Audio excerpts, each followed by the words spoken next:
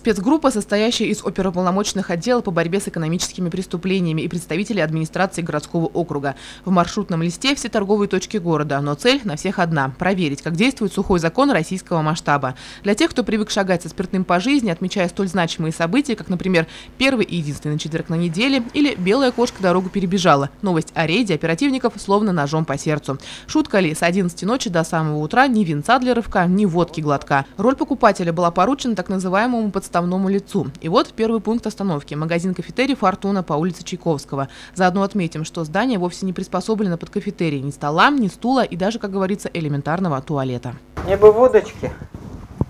А водочки же нет у нас? Нету? Как так? Блин, у друга день рождения. Вот не хватает. Точно? Точно. Или подосланный? Нет, вы что? Здесь этот. 73 рубля. Ага, пойдет. Как видим, что уговаривать продавца долго не пришлось. Через минуту наш покупатель уже направился к выходу с бутылкой горячительного. И тут же в магазин последовали оперативники. Только что было проведено оперативно-розыскное мероприятие, проверочная закупка, где вы продали бутылку водки, реализация которой после 23:00 часов запрещена.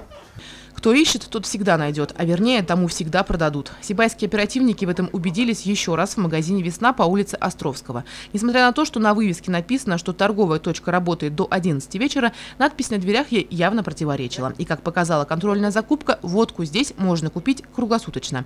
Только вот лицензии на продажу не оказалось, так же, как и санитарной книжки сотрудницы магазина. А сама продавец вернуть помеченные купюры отказалась, отрицая очевидное, что водку она никому не продавала.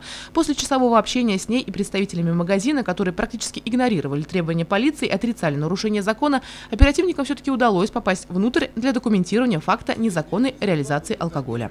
Административные материалы будут направлены в административную комиссию для принятия решений и привлечения виновных лиц к административной ответственности.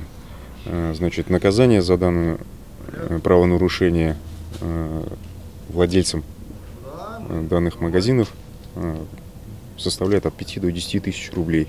Такие мероприятия не закончены. Мы будем продолжать осуществлять данную деятельность по факту вообще незаконной реализации алкогольной продукции в городе Сибай и по факту реализации после 23 часов. Алкоголизм в нашей стране на сегодняшний день уже можно назвать национальной бедой. Пагубная привычка достигла угрожающих размеров. На борьбу с ней брошены все силы, начиная от влияния внутри семьи, заканчивая мерами, принимаемыми на государственном уровне. Закон, запрещающий продажу алкоголя в ночное время, прямое тому подтверждение. Только вот для некоторых продавцов и владельцев магазинов он почему-то не писан. Для людей, явно не желающих понимать, что на месте постоянных ночных покупателей горячительного могут оказаться и их близкие. Елена Афанасьева, Гульхамитова, Радмир Сингулов, Любовь Карпова, телекомпания СТВ.